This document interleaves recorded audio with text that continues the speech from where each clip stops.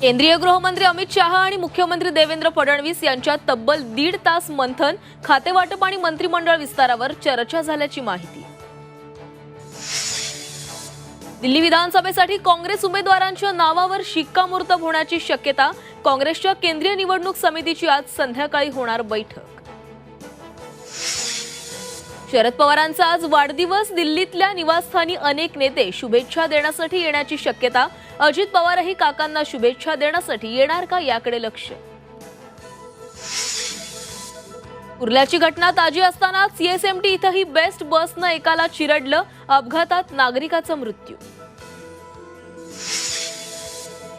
कोल्हापुरात दूध संघाकडून गाय दूध खरेदी दरात 3 रुपयाची कपात, दूध उत्पादक शेतकऱ्यांच्या आंदोलनाचा इशारा। तुळजाभवानी मंदिराला मिळणार पुरातून झळाळी, जीर्णोद्धाराचं काम सुरू। कायापालटासाठी राज्य सरकारकडून 2000 कोटींचा आराखडा अंतिम। मंदिर समितीच्या स्वनिधीतून 60 कोटी रुपयांची कामं सुरू।